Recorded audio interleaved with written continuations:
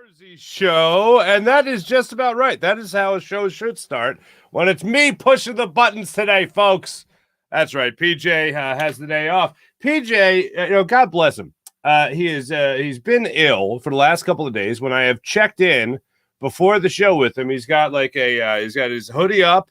He looks like the evil emperor he looks like Star Wars. Okay, let the hate run through you. That guy, the evil emperor. And I'm like, dude, are you all right? He's like, I think I'm fine. I think I'm just tired. I'm like, okay.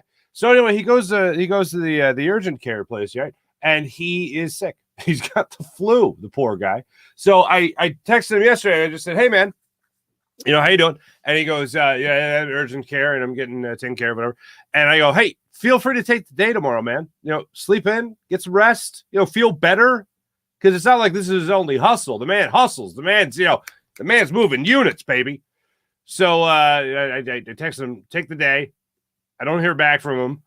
I check in this morning, don't hear back from him. So I'm like, all right, hey, I'm not going to rush you. You take your time. So let's all hope that PJ feels better, of course. But welcome into the show. I'm pushing the buttons as it would accurately describe the beginning of the program, as I already pointed out. Hey, just before I get into all the good stuff today, my brother got me this. Yes, my famous television acting brother. From Cure Auto commercials, got me a day in history for Christmas, and it took me a week and a half to actually start using it, so I apologize. Just thought I'd give this to you, just a little food for thought outside the norm for today. Today, January 11th. Yep, today's January 11th.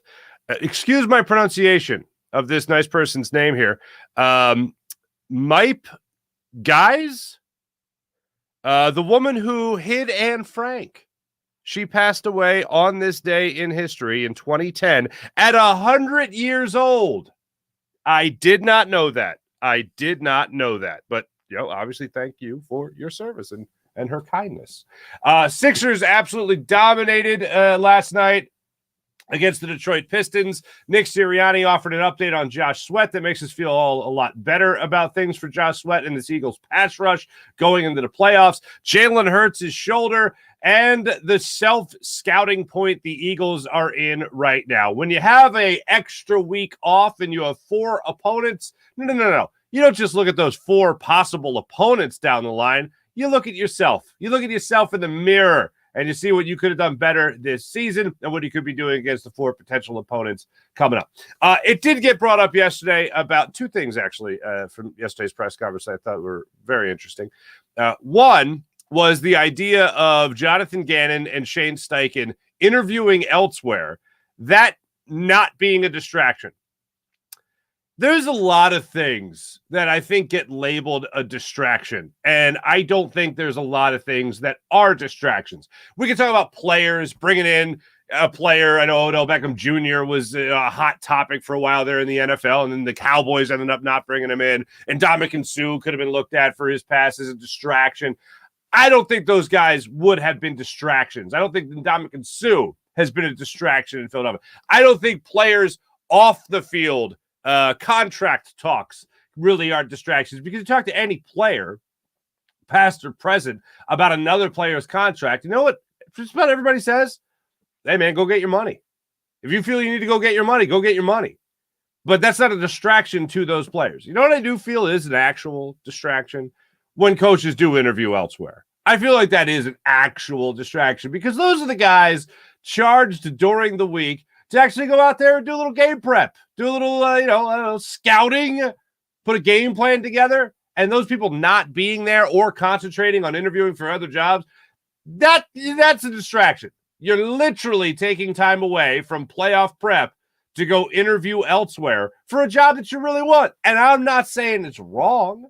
I'm just saying, if you're going to label it a non-distraction, I think you're lying a little bit. I don't think that's exactly the whole truth and nothing but the truth. So help this team, please.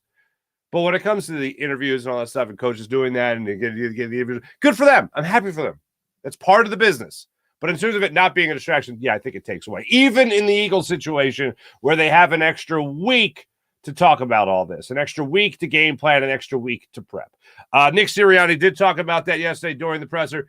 Here he is talking about kind of what they're doing now in the self-scouting mode that the Eagles are in now. This part of the week is going to be devoted strictly towards self-scout. And that's it. And then later in the week, we'll be getting to that. And so, first and second down, you have different responsibilities of what you have, and you really get the head start on first and second down. And so, we'll double up on some things, but we have a good staff, like I said, and we're gonna, if I'm responsible for one part and Shane's responsible for the other part, we'll take educated guesses, and two of the four opponents we've played recently, right? So we have a lot of thoughts on those two division opponents. Tampa, we obviously played last year, but obviously that's been a long time, so we'll have to do a little bit there. And then Seattle, we haven't played in my 2 years here, so we'll have to do a little bit there as well. So, that's we have different assignments just like everyone has in their normal week. And you just might have to go home, and when you go home, make sure you're getting caught up on some of the tape that you haven't watched on those teams. All that makes sense. All that's great, and I'm sure that's where the Eagles are right now. I think that's where anybody in the right mind would be at this point when you have the extra week off. You see what you could do better, and then you go and start concentrating on those other opponents. When he says educated guesses, those guys they're making picks. That's what they're doing as a coaching staff right now. We really don't have to really prep that much for the Giants. All right? We just prepped for the Giants. We know what they do. We know what they can do with their starters in the lineup. We understand that. We actually did better against them with their starters in the lineup. You're looking at the Cowboys. You split with them. Neither the Cowboys or the Eagles at certain points saw the starting quarterback of the opponent. So that's something they're obviously going to be aware of going into it. They're very familiar with the Cowboys. Not so much there with the Bucs, who they did face in the playoffs last year. And look, I think everybody wants to face the Cowboys. I think we all want that drama. I think we all want that storyline. And above all else, I feel like the Cowboys are another team the Eagles can certainly beat of the four they could face in a week. After that, the team that I'm kind of rooting for to see is the Bucs. So whether it's the Cowboys or the Bucs, the Eagles facing in the next round, I am happy with that matchup. One, the obvious, the Cowboys for the storylines I just mentioned, and the fact that they can still win. The other, I just feel like it would be the best redemption story possible in the postseason for Jalen Hurts. Yes, to get a playoff win under his belt, his first of his career, that's great. And that's a wonderful storyline in and of itself. But to go back and beat Todd Bowles and beat a defense that was caught on film saying that Jalen Hurts can't read a defense after Jalen Hurts has done a great job this year of reading a defense and working his way into the MVP conversation, certainly being a top 2 member of that MVP conversation. Oh, I would love nothing more than him to go beat that Todd Bowles defense that said a year ago he can't read what is in front of him. I think that's a great redemption story.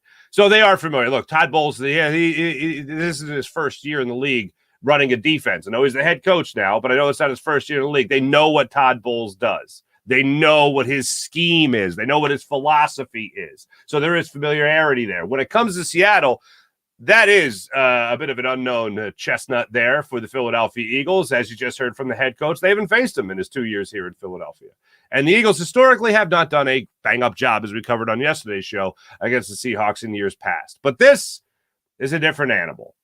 The last time they saw them in the playoffs, of course, was the Carson Wentz games. Davion Clowney tackling Carson Wentz as Carson Wentz's legs were being wrapped up, and Wentz goes down. Davion Clowney's helmet goes on top of his. Wentz goes out with a concussion. We don't see him no more. So as far as this game, so far as a week from now goes, I think the Eagles are handling this just like every other team would handle it, which is the self-scout and then looking down the line at their opponent. But what they're doing is they're making picks. That's what they're doing. The Bucs gonna win on their home turf against the Cowboys. Cowboys right now are 2.5-point road favorites against the Bucs, which is interesting. And you're going to be looking at those Seahawks. You're going to be looking at those Giants, and you're going to see who's going to come out of those games on top. So Eagles right now, I think, aside from scouting, aside from game planning, they're concerned about health, and as they should be concerned about health. Here's Nick Sirianni yesterday talking about Jalen Hurts and what his status was after his first game in 4 weeks after taking on the Giants to round out the season.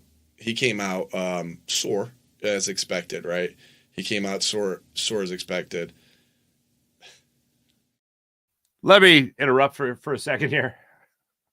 This is the other interesting thing. I don't know what happened here.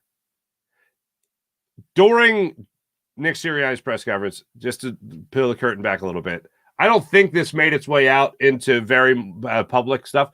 But when you're actually watching the feed, he gets interrupted by something. It looked like he looked down, something popped up on the screen. He starts laughing. I don't know if there was a notification. I don't know what it was.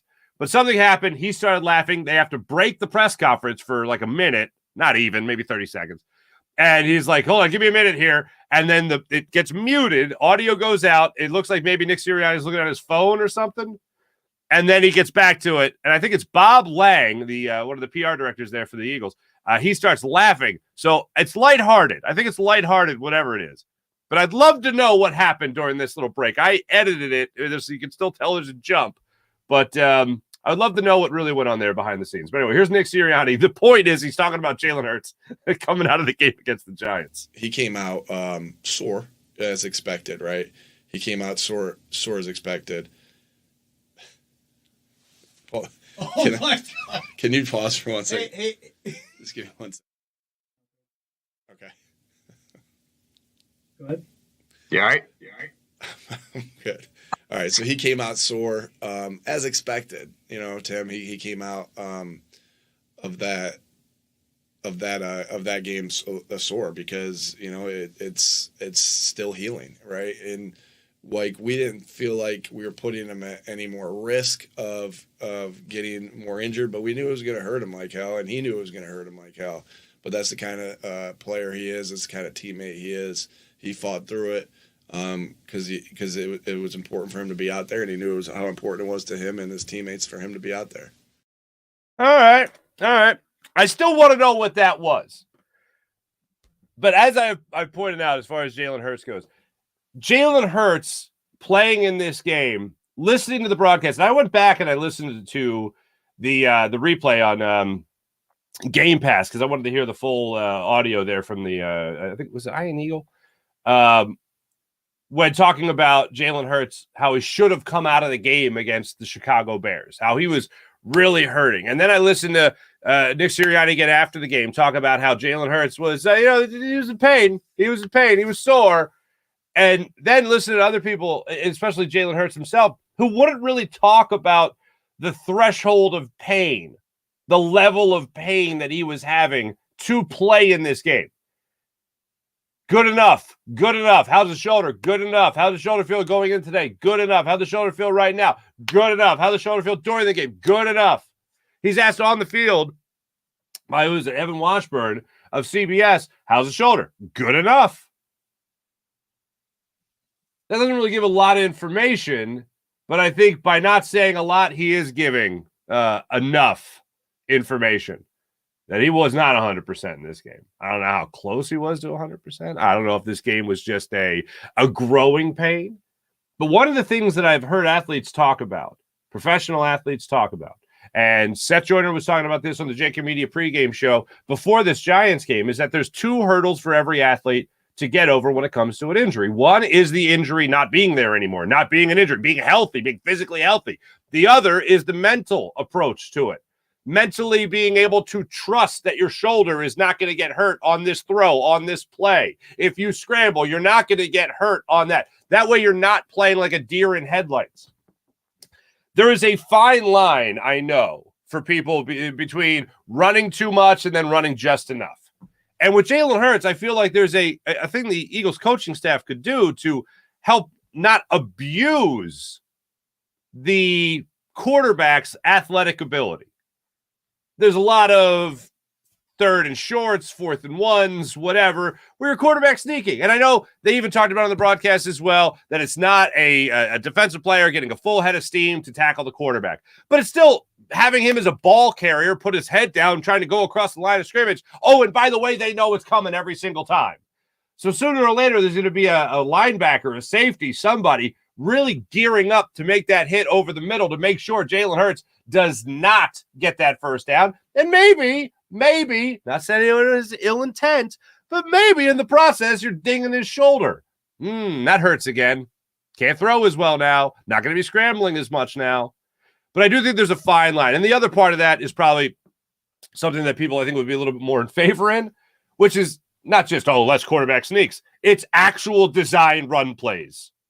And Nick Sirianni himself has said, we got to get Jalen Hurts. We got to get Miles Sanders more involved in the game plan. We got to call more designed runs and take away the RPO. Not take it away 100% where they're not doing it anymore. But maybe when you happen to glance down at your stat sheet around the second half and realize that maybe your quarterback with 11 runs and your number one running back who's having a career year only has 4 carries, maybe single eye, maybe line Jalen Hurts up under center, turn around, hand the ball to Miles Sanders, and he runs. That's just an idea. I know it's crazy. I know that's a bonkers idea, but just maybe just do that to help also protect your quarterback. But this is all going to be a process for Jalen Hurts. And I know you don't have a lot of wiggle room here because it is the playoffs. It is one and done. It is you lose and you're out, I should say. I don't want to give any more momentum to that one and done crap that started 2 weeks ago. But while you're in the process here, you're not going to have a lot of time to, all right, well, maybe I feel better. Maybe I feel like I can run. And when you did see Jalen Hurts, one of my major takeaways from that game against the Giants was that he was playing cautious. I mean, as the game went on, you felt like he was being a little bit more footloose and fancy free. He was trusting himself a little bit. I felt like the trust was coming as the game went on.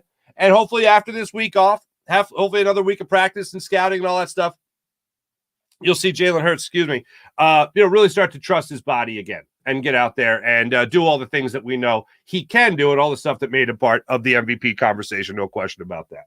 Now, this is another thing. Josh Sweat. All pulling for Josh Sweat. All hoping he can be ready to play. I was surprised to get even this much of an update from Nick Sirianni because even Reuben Frank, who was on the show yesterday, he was talking about how Nick Sirianni never gives timelines. He never gives anybody a timetable for a return. He never wants to put that pressure on anybody, and he's not a doctor, the whole thing. But yesterday, he was asked about Josh Sweat, and he did give us probably the most information he's ever given us about a player who's injured. Here he is talking about Josh Sweat. I know he is feeling better. And that's obviously a long way from when we all had to watch him have to be carted off. And so, I know he's feeling better. I know he made a push to play last week. We felt like it wasn't in his best interest to play last week for health-wise.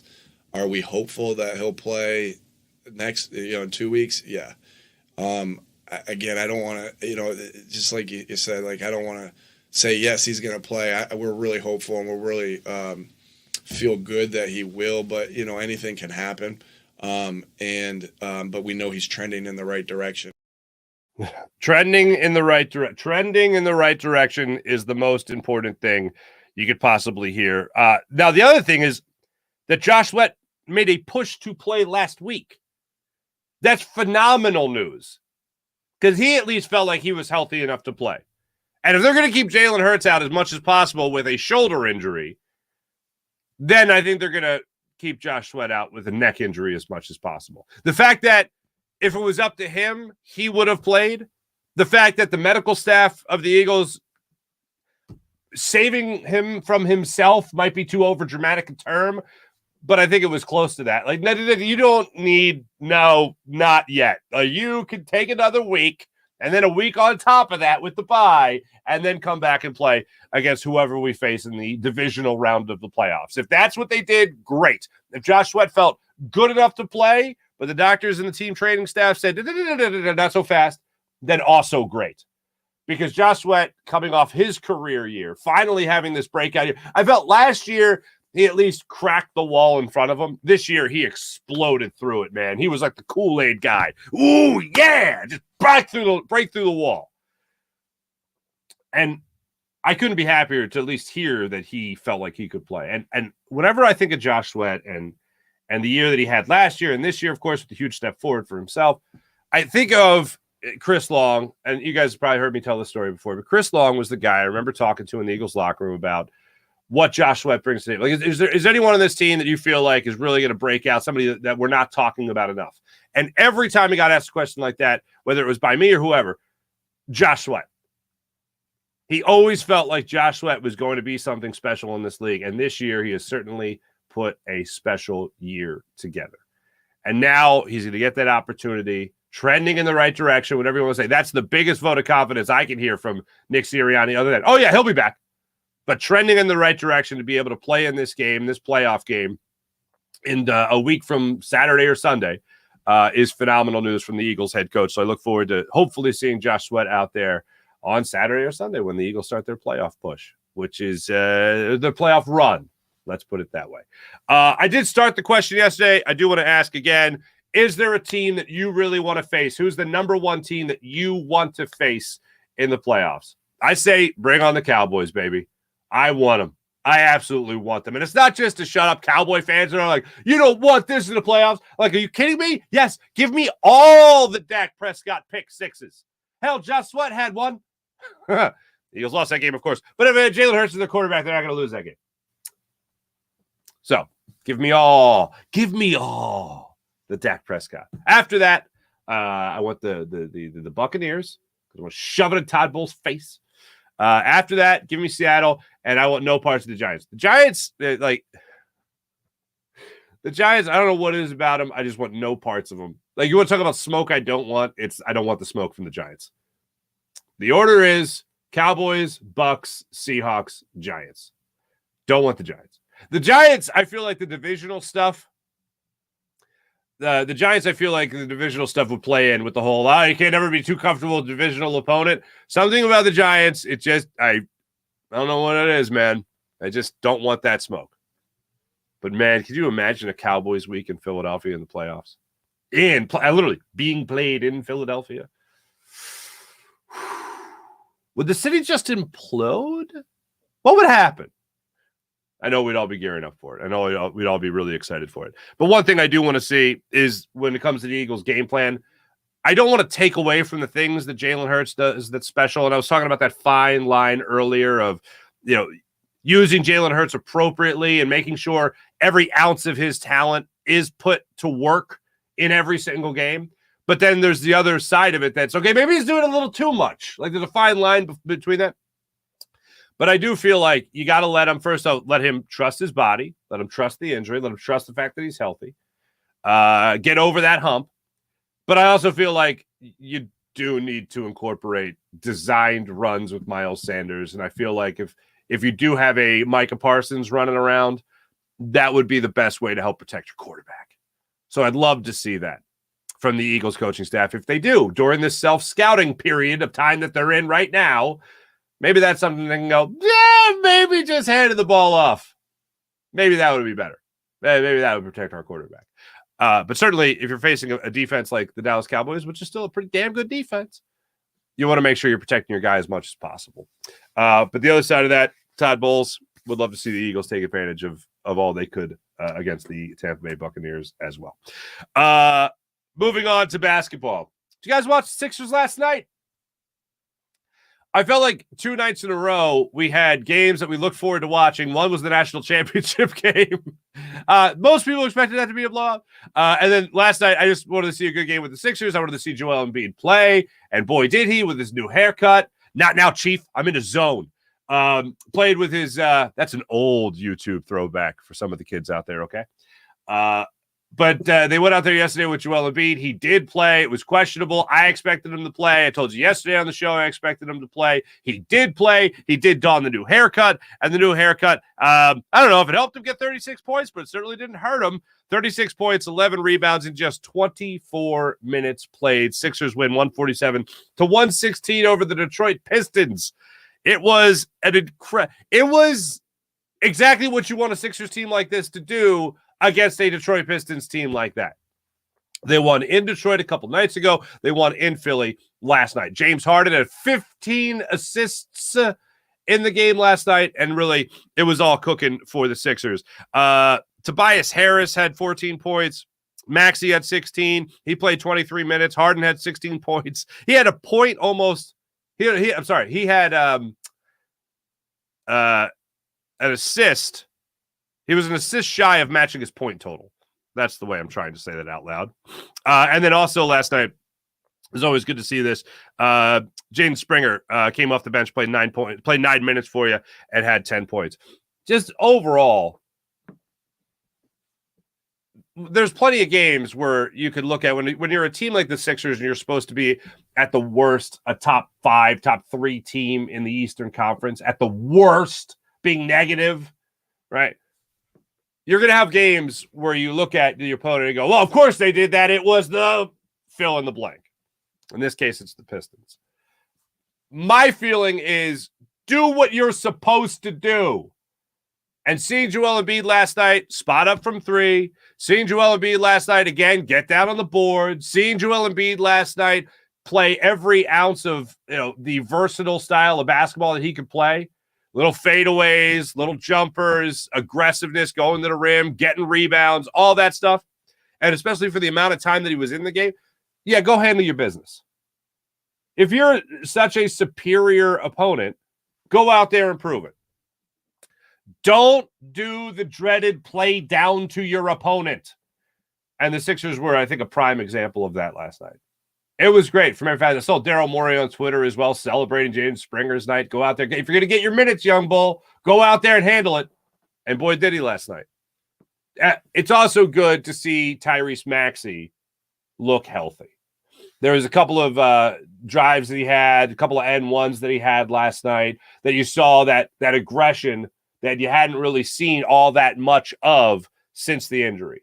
So seeing him come back, get those legs under him, play himself back into game shape as he, as time goes on, that's all great stuff. And last night you did exactly what you're supposed to do. If you're the Sixers taking on the Pistons. Plus, it looks like Kevin Durant's going to be out a month. So take advantage of a lesser Brooklyn Nets team while you're at it, Sixers. Sixers now 10 games over 500, which is obviously always great to see. Quick note in the baseball world, and I only bring it up now because I touched on it last week because I was really curious. My original feeling on the Carlos Correa story was that if the Giants were turning down the contract, essentially saying no to the contract that they signed him to, or at least being hesitant with the contract that they signed him to, my thought was, if that happened in Philadelphia, our mentality, if you would have signed, let's say, Trey Turner, which they did, and then the day before the press conference, it gets leaked out, we're a little cautious about this little thing we see here on the physical, and it's not known yet. This little thing that's going on with Trey Turner, we're not really sure. And Trey Turner and company go, not sure, see ya. And then all of a sudden they sign, let's say they sign with the Giants. Trey Turner signs with that. In Philly, our mindset would be the next time Trey Turner steps foot on a baseball field, for this deal to fall through and him not be a Philly, he better disintegrate like Thanos is claiming him. Like that better be what happens for him not to be here.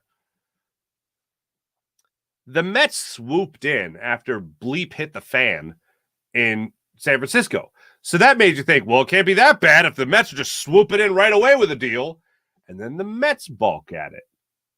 And he ends up going back to Minnesota. That still not official, still pending a physical. The guy's got to have another physical. It comes out. I was like worried about the guy. Turns out it's a knee issue.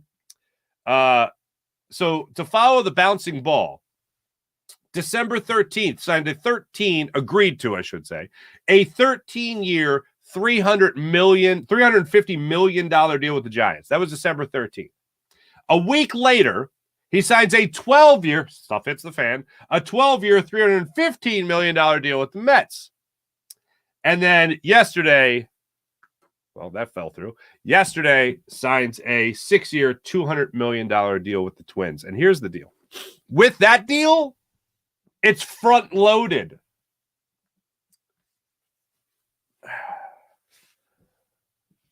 I don't wish bad on any player ever. But, man, when you're talking about a knee injury and you're talking about how this contract has changed, $150 million changed from start to finish, I hope you're all right, man. And I never want to see people wait. I never want to see people just sit around, not earn that keep. But that's not a good sign there. $150 million difference between December 13th and yesterday. Almost a month span. Good luck to you, Carlos Correa. Good luck to you. Oh, and I'm also happy he's not playing for the Mets. Did I mention that? And I'm also happy he's not in the National League. Good times. Let me tell you about my man Steven Singer of Steven Singer Jewelers, the other corner of 8th and Walnut, right there on Jewelers Row. When it comes to Steven Singer Jeweler, you know what you're getting. You're getting the perfect price. Other jewelers like to mark things way up just to mark it down a couple of bucks, make it feel like you won something, but not a Steven Singer. You know you get a Steven Singer? The perfect price from the moment you walk in the door. So you don't have to feel like you have to be ready to negotiate or haggle, feel uncomfortable, feel greedy. No. At Steven Singer Jewelers, you sit down, you get treated like family, and you get treated like family by a real jewelry expert. So trust the other corner of 8th and Walnut, who gives you the perfect price guarantee each and every time. Don't have to worry about a sale, a promo code, or anything like that. You never walk into Steven Singer Jewelers and hear, the sale was yesterday. You should have been here yesterday. No. At Steven Singer, the sale's every day with the perfect price. And a real jewelry expert will walk you through everything and make you feel like a real family member at the other corner of 8th and Walnut. Online at IHateStevenSinger.com. That's IHateStevenSinger.com. Steven Singer Jewelers, one place, one price, the perfect price each and every day. Online at IHateStevenSinger.com. Let me tell you about Manscaped, the leader in below-the-waist grooming. Now you can join 4 million men worldwide who trust Manscaped. And you can enjoy their Platinum Package 4.0, which is their greatest hygiene bundle yet.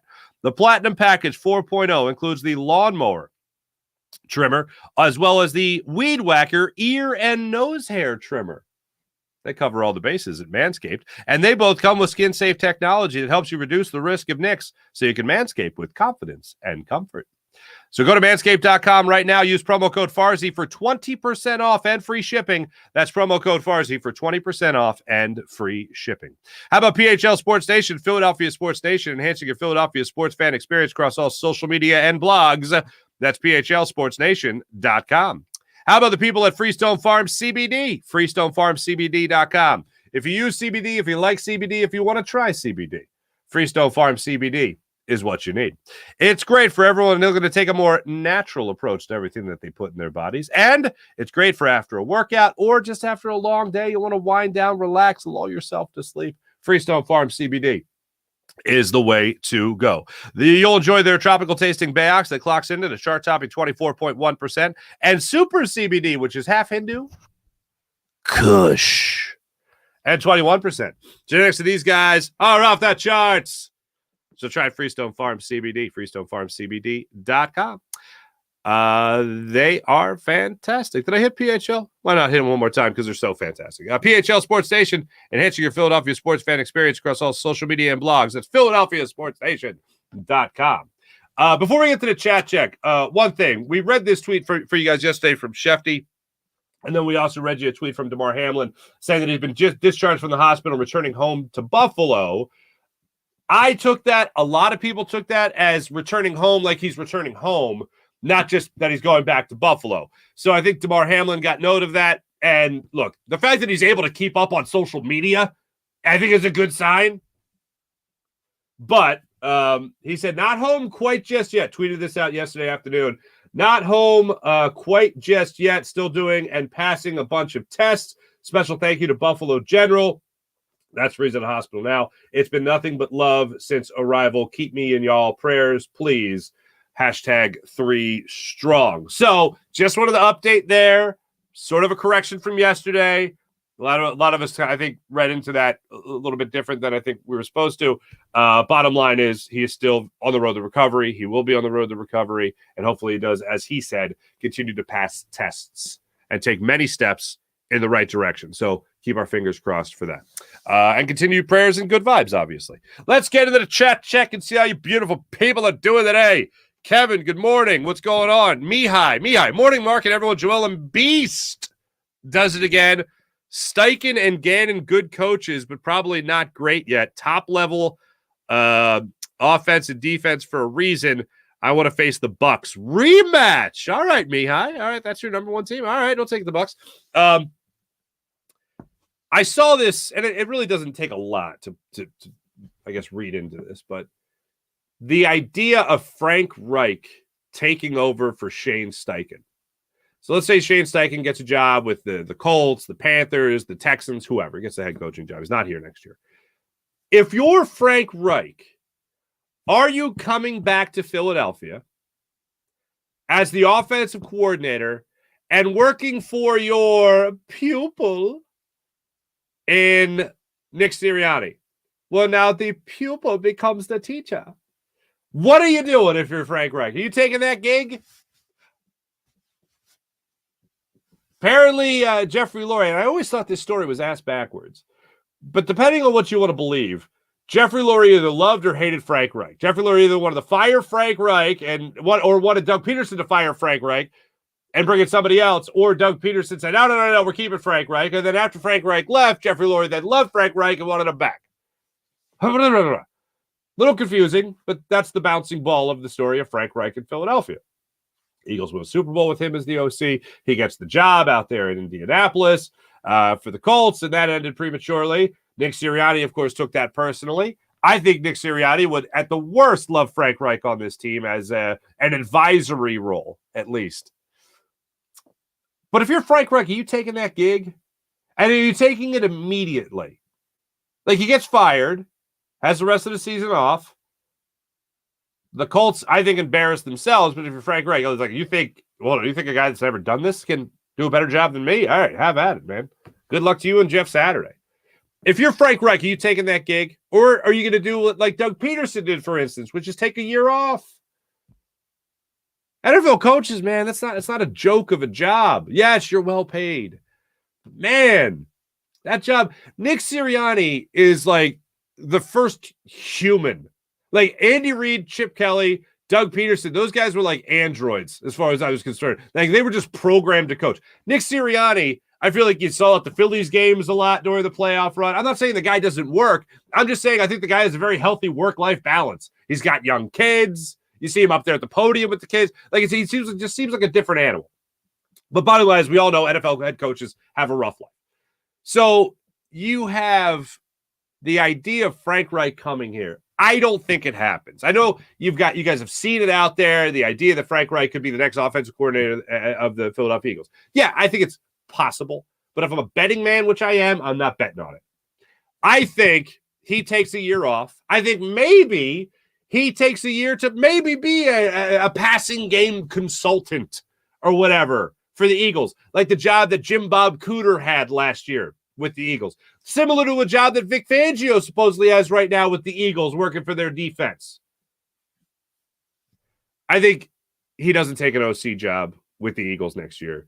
I think he goes into that advisory role, that senior advisor, whatever. What was the job of Brad Childress when he linked up again with Andy Reid in Kansas City? Offensive consultant, something, video monitor guy, bellhop. I don't know. I don't remember the title. But passing game coordinator is something that does exist. And I think that's something that Frank Reich might consider. An advisory role with the Eagles. I don't think he jumps in to be the OC. So I know you guys, if you haven't seen it out there, it is out there, that idea. I don't think it happens where Frank Reich becomes the offensive coordinator of the Eagles. Jonathan Gannon, on the other hand, I asked the question yesterday, I think it was during the chat check. Like, so last year, the defense obviously struggles. This year, the offense does not, after huge defensive upgrades to Son Reddick, and also Vic Fangio's influence. So if you're Jonathan Gannon, I'll say it again. What is it you say you do here, really? So yeah, I'll ask that question. By the way, I forgot, because it's me today producing the show, I forgot me. Look, boom! I can do this. I can put the quotes up there. Fuji, boom! What's going on? Fuji? What? I've never noticed your profile picture there. Are you doing duck face? Is that a duck face? Is that blue steel? Can you turn left? Fuji, good morning. Hello. Happy hump day, everybody. Yes. Sean Gillespie, morning, fellow chat checkers. Good morning to you. Here we go. Mihai. Cowboys, Eagles in the playoffs. Maybe too much for me to handle. I'm telling you, it would get us going. It would be a bit of a thriller. I think we all understand that. Just to see the look on Jerry Jones's seventh face just to see that look of sheer disappointment in Philadelphia. Oh, man. Looking uncomfortable. Oh, just I would bask in it. Having Dak look around like, what the hell? I didn't see the guy. I thought he was on our team. Oh. Here's me apologizing for a delayed start more than usual because I have no PJ today. Wait, what? Okay, Farzi. Eventually is better than never. Oh, starting. Thank you, Sean. I appreciate it. Ooh, this is interesting. NFL Coach of the Year should be Dable or Doug P. It's close, but I think Dable, based on record and what your thoughts on the Jags-Chargers. Chargers are favored on the road. I think Chargers win in overtime. In overtime, Jeff. Jeff's always all over the gambling stuff, which is great. I don't know. There's something about the Jags this year, and I know it's Doug Peterson, blah, blah, blah, but it's not even that. I'm not as sold on Justin Herbert as everyone else seems to be. Everyone just seems like, ooh, he's got long hair. He's adorable. Well, what do you do when the long hair guys meet in the playoffs? Trevor Lawrence and the Herbert character. There's something about the Jags. They just might have it. But as far as Coach of the Year, I think it goes to Dable. The thing that Doug has in his huge favor is that he took over for a college coach again, like he did here in Philadelphia. And obviously, Urban Meyer was a little bit more of a train wreck than Chip Kelly. But he definitely has that going in his favor. And I think the NFL loves to see one of their guys come in after a college guy comes in and making it look easy, like they could turn it around. So I think Doug definitely has that in his favor. Oh, you can't just come in from college and coach these guys. You got to know what you're doing. Doug's certainly a feather in the cap of the NFL for that. But Brian Dable, he did it in New York, man. Now, that shouldn't be a challenge, but it's the biggest stage. And the way he turned this team around and put them in the playoffs for the first time since 2016 is a pretty big deal. So I think it ends up going to Brian Dable on that. What do we got? Sean says, yeah, Dable all the way, made the Giants relevant again. Unfortunately. Yeah, right. Clay! Hello, people. I think that's people. And then that's definitely not people. But good morning, Clay. Nice to see you. Clay, damn, sausage fingers. What's going on? Fuji, Dallas, bring them on. Absolutely. Sean wants to face the Giants. With the Bucks, I wouldn't want a repeat of 2002. Oh, God, Clay. Why would you say that? Why would you say that? Clay's talking Sixers. Want to see B-Ball. How many minutes did B-Ball Paul play last night? What did B-Ball Paul get? Only 10? Harrell's minutes definitely been ticking up there a bit. Notice PJ Tucker got over 20 last night.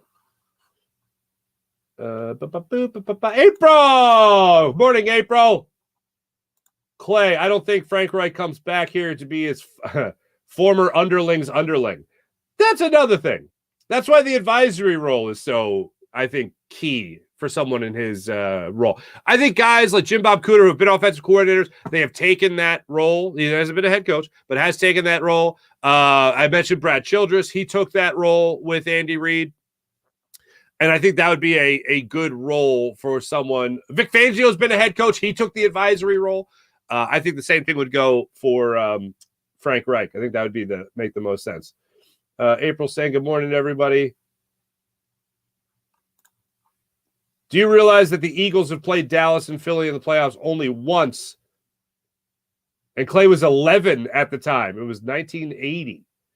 Yeah, I guess that would have been home. Wow, yeah. That's before my time, literally, before I was on this planet. But I know about it. And I was rattling my brain, too, because I can't remember one. The only time, they faced each other in the playoffs, the worst, I think, was in Dallas. In one of Andy's last years. God, they lost to Dallas in week 17. That was back in the day when it was a 17-week schedule, for all you 2-year-olds out there, literally. But they lost to Dallas at the end of the season, still made the playoffs, had to go into Dallas again and play the Cowboys, lost again. That was I think he called it the air banjo. Donovan doing the air, looked like an air guitar, but apparently it was the air banjo, like the Honey Jones back in the day. And I'll never forget Donovan McNabb coming out of that tunnel, doing that thing, and being on. I was on the truck because that was an NBC broadcast. So I was in Dallas. I was on the truck. And I remember a lot of people going, what the hell is he doing? And then people know I'm from here. And they're like, Farzy, what is he doing? And I'm like, don't make me answer. Don't make me answer for him. Don't make me answer for him. And he slaps the glass. God, that was terrible. Dallas swept us. Yeah, you remember that? That was fun. April, that Bucks game in 2002 was what my husband proposed during. That's right. He was going to wait until they won, but saw it wasn't going that way.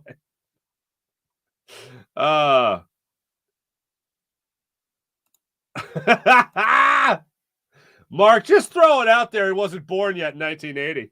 You kidding me? On the digital platform, I'm a dinosaur. Everyone else on here is like 12. No. All right. Anyway. Thanks to everybody in the chat. You guys are great as per usual. Let's move into the morning rush brought to you by Sky Motorcars, skymotorcars.com. I don't know if we're going to hear from the Eagles defensive coordinators today or tomorrow. I was looking for an Eagles media schedule, and I was unable to come across one. So I don't know if we're going to hear from the coordinators this week. I would hope so, just to see. But Jonathan Gannon and Shane Steichen look forward to seeing what they have to say when they do speak and whenever their interviews will be. So look forward to at least hearing what they have to say. Flyers who don't look now. Oh, my goodness gracious, ladies and gentlemen. The Flyers are one of the hottest teams in the NHL over their last 5 games. So that's good. They've won 5 of their last 6. They're back on the ice tonight. 7 o'clock in South Philadelphia, coming off their shutout win, their 4-0 shutout win over the Sabres. They got the Caps tonight in South Philadelphia. Look forward to that. Sixers, after their game last night, their absolute dominating performance over the Detroit Pistons. Sixers are going to be back at it in South Philly tomorrow night. Another 7 o'clock tip-off against the Oklahoma City Thunder. Joel Embiid will go for yet another 30-plus point, 10-plus rebound performance, as he has just simply been dominant for the Sixers. Oh, I did not mention. I was mentioning the stats for James Harden. So James Harden last night, failed to mention this. What's really impressive about this is not only did James Harden have a triple-double with 16 points, 15 assists, and 12 rebounds, he had a triple-double in 26 minutes. That is pretty impressive. Sixers, like I said, back at it against the Thunder. By the way, I am happy to make a little announcement here, by the way, folks. I will be returning to the Philadelphia Wings lacrosse team as their public address announcer. I did it 3 years ago, had a blast doing it, and then I had kids. Then I had little Toots. Little Toots just a baby. And then we had Leo. Obviously. So I am back from what I will call a hiatus.